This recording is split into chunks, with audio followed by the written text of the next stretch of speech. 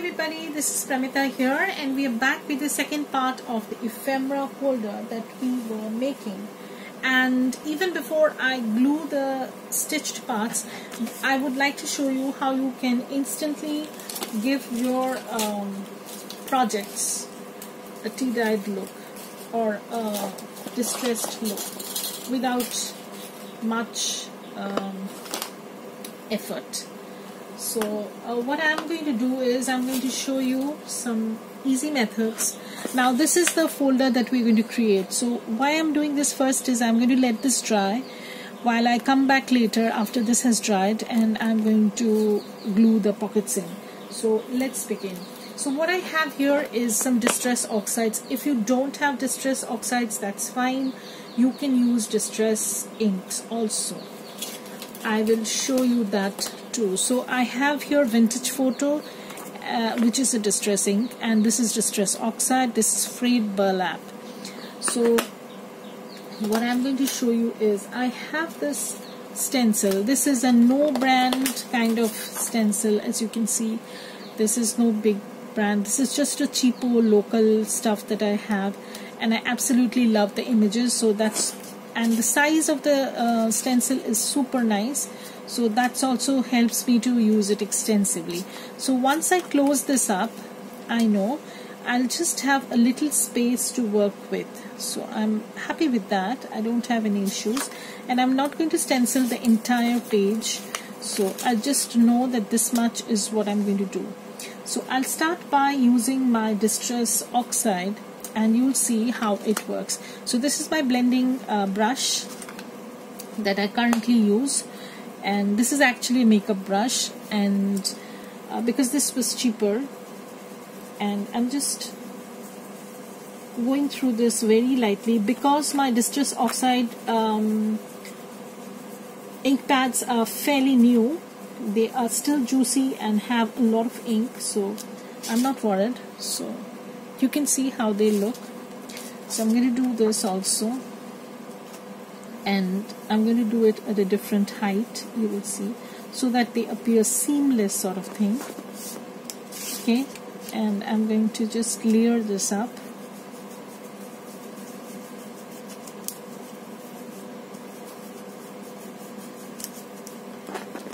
And you'll see how it looks like you're in a forest.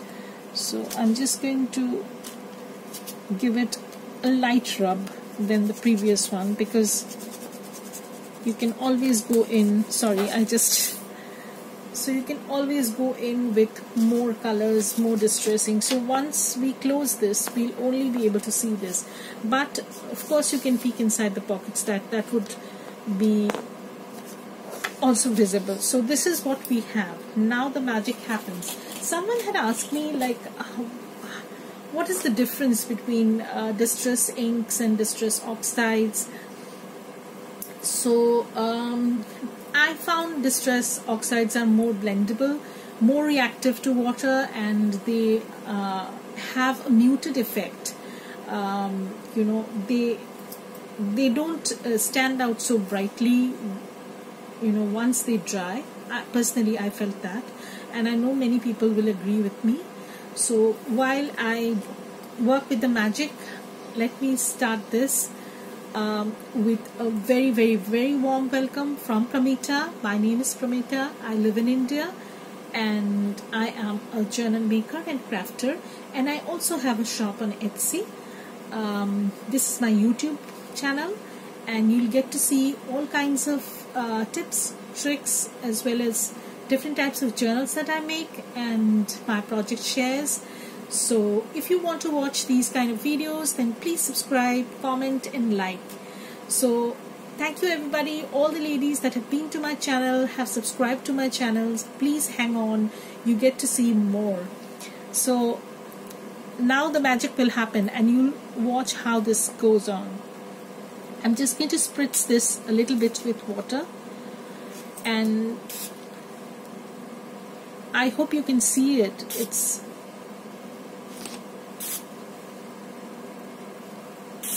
now, it's totally depends on how much or how little you want this to be. You can dry this and with your heat tool, but I'm going to let this dry naturally because I find that more suitable. And what I'm going to do is, I did have a little bit of a rug over here, napkin sort of thing, which I can't find obviously. Anyways, so what I can do is, I do have some, that's weird, I can't find anything it seems. So I do have my napkin, and what I'm going to do is, I'm just going to dab this off just for the video's sake. You can keep it wet, you can let this dry naturally, it doesn't matter. And I'm going to come back, see how it blends with the background, you know, you don't have to work hard. So next thing I'm going to do is, I have a, please don't judge my dirty stamp guys, I use it so much, and I don't have this is also an Indian brand that I'm using because this is cheaper, and I have been using this for a while. So I'm using Distress inks this time. I'm not using Distress Oxide because I don't want this to bleed too much. And what I'm going to do is, I'm just going to stamp lightly and create a background sort of thing. Now I don't want this to be too loud or I don't want this to stand out too much, but this is how it's looking. And I have not stamped the entire part because I know I'm going to close these two pockets, so you know you won't be able to see much. This much is only going to be visible. So that's how I have planned everything out. So now what I'm going to do is, I'm going to come back and show you after this has dried, I have stitched all the panels, and how I'm going to add extra pockets to them. So keep watching, and I will be back soon. Hi everybody, this is the second part, and this has dried, and you can see how distressed it's looking, and that's the kind of look I wanted. And even before I glue everything down, I'm going to show you a trick how you can give it another instant distressed look. So I'm going to go with Vintage Photo.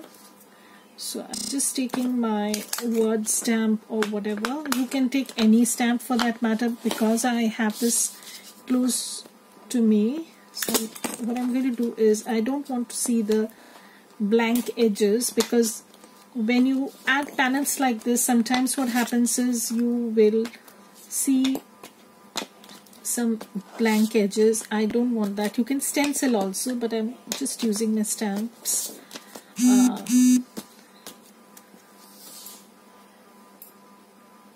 So I'm just using my stamps, and you can use stencils. I had shown in my previous video how I used stencils, so this time I decided to go with the stamps. And then what I'm going to do is, I'm going to take my Distress inks and just ink them up a little bit. This ink pad is fairly new, so it's pretty juicy right now, but I need to re-ink some of my Distress ink pads, especially Gathered Twigs. This is Distress Oxide, but I have been using this for a while now, and I absolutely love this, so I need to re-ink. And here I'm going to show you. Now we're going to add the panels that we had cut down. So these are the things that we're going to add. So what I've done in the meantime is I've added an extra pocket, which is made from vellum, and I'm just going to glue these down and just show you how they're going to look. So this is a little bit wonky, but never mind, I can put some fabric at the spine just as I said. So I'm going to fix this and then put some, and this is a little bit taller also, so I need to trim that, and probably I'm going to restitch also. So I'm going to take off a little bit, okay, and I am going to restitch that. So this is going to go at the back like so, okay, and this is super wonky, but I don't mind because this is all going to get covered up. So I'm going to start gluing these down, and I'm going to use my PVA glue, because white glue or whatever, because that will, so this much, and sorry, and I'm just going to glue these down.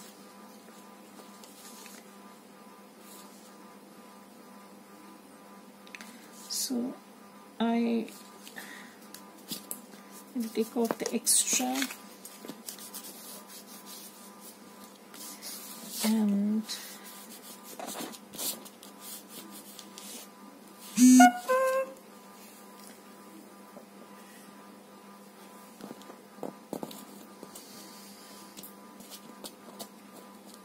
so I'm constantly receiving messages, guys. I totally apologize for that, because my son lives in Australia, as I said before, so he must be sending some messages, but I'll get to that later on, no worries. So I'm going to put this on the front, and you can use your glue stick also. And another thing that I wanted to tell you people, that you don't need to stitch, you don't need to use a sewing machine for this. You can skip the sewing part if you don't want to, or if you don't have access to. It doesn't make too much of a difference, but I like to add sewing to my project, so that's the only reason why I'm doing this. You can totally skip that part. And now you can see I have a huge gap over here. I don't mind this, because I'm going to add fabric at the end of the day, just as I said. I will fix that later on. So I'm going to open my pockets in, and I'm going to add, now over here what I've done is these two panels, the mini panels, you can say, I have added vellum also.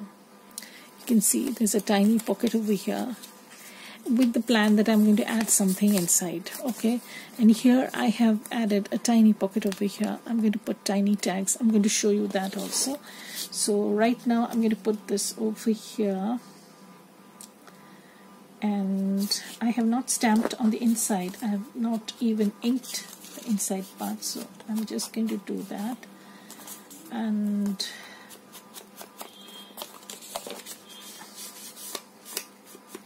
another thing I wanted to put forward is that when you're making pockets like this, I like to add a little bit of strength to the pocket. So what I do is I add some washi tape at the edge like this, at this edge, or your axis side, or you can just add a strip of extra paper. If you have thin strips like this, you can simply use them. You can just glue them up over here. I'm going to glue them up like this, and then I'm going to stitch just to give a finished look. I'll show you how. So I'm going to put my glue. I'm not going to use the wet glue, because that is going to gunk up my sewing machine. So I'm going to just put this. This will give a little bit of stability to the edge, and I like that, because this is a pocket, so you will put things in, you will take things out.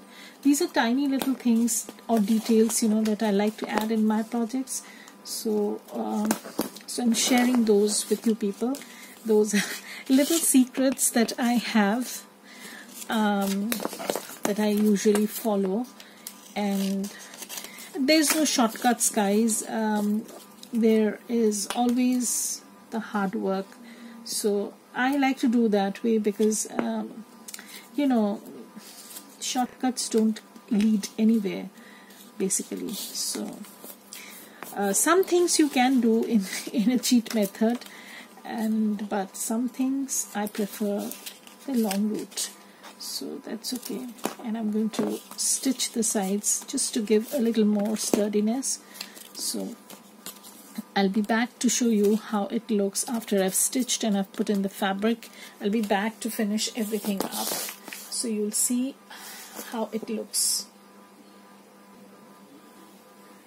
So we have completed this part. I just didn't want you to get bored with the sewing machine and stuff like that. So I'm just going to trim this part a little bit. I've just added a piece of fabric, and that gives a lot of stability to your project. And also it is I need to add a little bit more glue over here. Never mind. So we'll get to that. So no worries. So I'm going to add a bit more glue, and I am a little bit heavy-handed with glue sometimes, most of the times. So these days I'm just trying to cut back on this, you know, on that exercise of mine. I just try to use less glue and then come back and see if something else needs more glue. So in the meantime, what I've done is I have stitched in the pocket. See how pretty it's looking even without the papers, but I want to make it a little bit more jazzy, as I said. And I already have the, okay, so where did I keep those? So I have them over here. If you have been watching my videos, you know for sure that this is a very old practice of mine. So I'm going to glue these two, and there's no right or wrong, guys. So I'm going to put these two over here. So, and I'm going to glue this. You'll have to watch the gluing process. So I'm going to use the PVA glue. As I said, it's sturdier this way. And I am going to put the glue on the paper, so that I have a gift card also, but anyways, I'm sure I won't be able to find it over here somewhere, you know, because till yesterday I was busy. Yesterday I took a day off, literally, because I have been making journals back to back for a long time now. I needed a break. So yesterday I just didn't do much, but I tried to rejuvenate, but today I'm back and I'm making this insert pocket, whatever. So what you can do more to this, I will show you. See, I have already added enough pockets, I guess, but you can add more. I like this. Okay, so you can add more pockets, and I'm going to press this down. I'm going to add a little bit of glue over here, especially at the edges.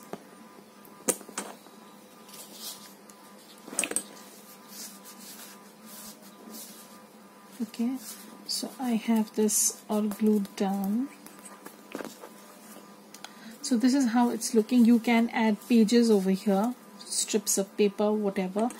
You can do that. And here we have some vellum pockets. So we have so many pockets, like one pocket here, 2, then 3, 4, 5, 6. We have 6 pockets inside, 7, 8. So this is a 8 pocket wallet kind of thing that we made from just half a sheet of A4 size paper, and the rest half of the paper you can cut down to size and add sort of as your pages over here. And I've also cut down some pieces from the remnants of the collage sheet that I was using, and I will be making some ephemera to go with these. So I will do that in the next part probably, or I will just, you know, put these together and come back to show you the finished look. So that's going to be that. So keep watching and don't go anywhere, because I will be filling this baby up and you'll see how pretty this is looking. So I have already used up the entire sheet, you know, this one, the first sheet. I have used it up this entirely, and now I have moved on to the second sheet, and I've cut down some portions. And I have talked about cutting down these collage sheets into portions to make your own ephemera, which is going to be unique because everybody sees the papers in a different light. So what I cut down may not be something which you would like. So over here, like, I can clearly see I can make a journal card over here. I can cut down this. I can make another card from here, from here, from here. So you can get at least 6 tiny journal cards or tags from this scrap that is left, because I've already cut down some portions from the top to make some ephemera. And we'll see how this goes. We'll make some more ephemera, and I'll be back to show you the finished look. So keep watching. So I have stitched all the journal cards in and tags and everything, and now the final stage whereby we put everything together. Now I have not used any tea-dyed paper for the backs, and I'm going to show you a quick method how you can just give a, you know, tea dyeing effect without going through the tea dyeing process. If you are in a hurry, this is just a makeshift one. So, but of course it's not the real deal. So if you are very particular about that, I would suggest you tea dye. But sometimes what happens is, you know, you don't want to go through the process of tea dyeing. I just had a sheet of, yeah. So I'm going to show you the cheap method. So even before I start this, let me clear the space out. So I'm going to be using gathered twigs. So this is my distress oxide. You can use distress ink also. I'll show that also. So I'm just going to take my distress oxide and just give it a squeeze, and you can see it's not juicy anymore. So we'll have to do something about that. I'll have to re-ink, you know, all these. So I just had my spritzer around here somewhere. Now I can't seem to find it. Okay. That's really frustrating, because I just had it here and now it has disappeared. So that's not good. That's not good at all. Now I can't find that. Oh, the story of my life. Okay, so we'll have to come up with something, or I'll be back after I look for the spritzer. So keep watching and I'll be back. So here at last I found my spritzer hidden somewhere in between piles of paper. This is really obnoxious thing that I did. This is why I waste time, you know, when I'm making some projects. So, and let me move this a little bit so you will have a better view. So we have already squished the distress oxide, that is gathered twigs, and I'm just going to spray some water. And be generous with water if you want a diluted version. I don't want this to be too gunky and dark, and you know how it is. So I'm just going to dip this at certain places. I'm not very particular about this, and I'm going to just let this dry. And so I'm giving this an instant. So if you're using vintage photo, that's fine too, but this also needs re-inking. I don't think I have a re-inker for this, so that's another thing I need to look into. So I'm going to use some more water. So it totally depends upon how dark or how light you want this to be.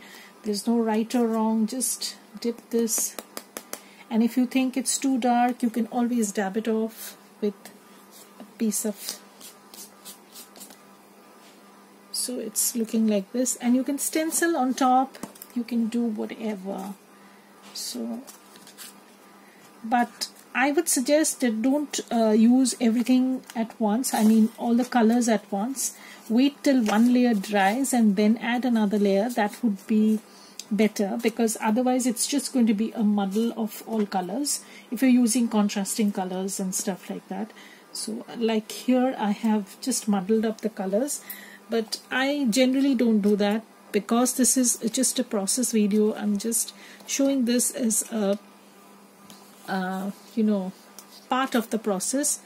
So I'm going with this. I don't want this to be too dark, and I'll just ink up the edges and that will do the job. I don't want this to be too perfect and too, as you can see, I'm just smooshing things up, and this is going to work fine. So this is how they are looking. I'll dry these off a little bit, and if you want to stencil at the back, that's fine too, you can do that. I'll show you how they look.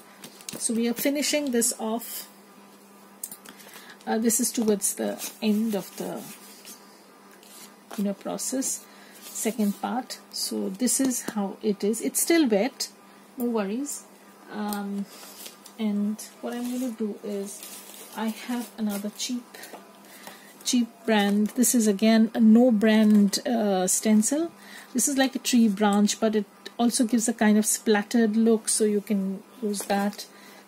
So what I'll do is, this is still wet, so I'm going to take my Distress Oxide and I'm going to just dab a little, because it's still very juicy. This is fairly new, as I said, and I'm going to just see how it's looking. So now I'm going to let this dry totally. So I'm going to take another of the journal cards. It still has a lot of ink, so I'm going to use that. There's no right or wrong to this stencil, right side or wrong side or whatever. So I'm going to take this tag and I'm going to place this. Okay, so it's still wet, and so it will give a different kind of blended look. This is a very cheat, no, I won't say cheat. This is a very quick method of getting a interesting background to your journal projects. This is something I had tried, and this was pretty successful, so I thought of sharing this with you. It's not something new, must have been done by others, but I have not seen anybody do it as such. So this is a little bit on the grungier side. So this is light, and I'm going to do something very light. Okay, see how it's looking. Now I can add another layer to this also. I have my the other stencil, the one that I was using before. Now I can't find that. That's really strange. Why do things keep hiding? So that's okay. We'll do something else then, like this one. This one is by Tim Holtz, and we can add another dimension. I'll show you how. So this is vintage photo, and so I'm adding just another layer. So you can see, you can keep on adding layers like this, but right now we're going to end our process over here. So this is how it's looking. So again, this is, so I'm going to put some over here. So basically we are done, and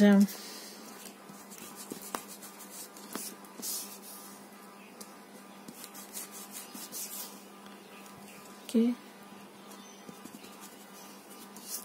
so it's going to be like this, and this is the last one. We can skip that if we so desire. Okay, now we are going to put everything together into the folder that we had created, that wallet insert sort of thing. And now I need to put everything in. Okay, so I have my this. So this is the insert that we had created, remember, and now I'm going to put everything in. So you'll see this is the front. I'm putting this in. These are still a little bit wet, but never mind, we can handle that. And this is another card that I want to put in the front because of this beautiful put something in. And there's a pocket at the back also, so I'm going to put this card in, and I'm going to put another card at the front. Okay, no, I'm not going to put this. I'm going to put this one probably, so I'll decide that later on. I have another card for this. I think we can put this over here. This will go inside. This was meant to be put inside, so I'm going to put this inside, and then I have another card that would go in over here. Okay, so then we have another tiny tag that will go inside this pocket. Okay, and here I'm going to put this journal card. Okay, and then I can put this card in here. Okay, so here are 2, 3, 4, 5 journal cards or tags. Then this closes up.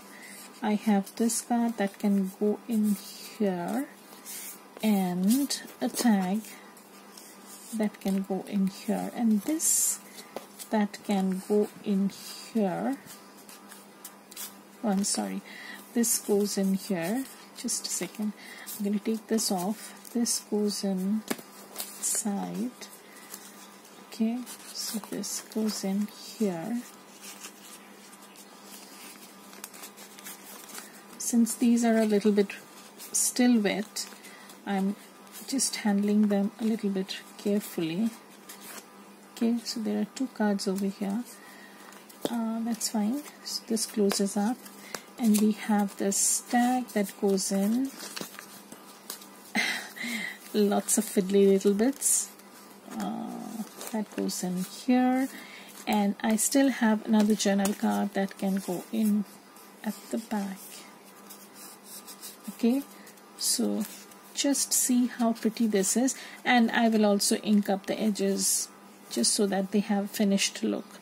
So I will just give an update later on when you watch my next project, which is going to be another pocket style insert like this with A4 size paper. So keep watching, keep liking my videos, subscribing and commenting. As I said, YouTube has new policies, so if you don't like, subscribe or comment for a while, then they will just remove your name from my subscribers list. You will be still subscribed, but you will not get notifications. So that's how the algorithm works. So here I have this wallet insert, which can be put inside your journal any way you like, or you can glue it on a page also. In that case, you don't need pockets at the back. Just let me have a sip of water.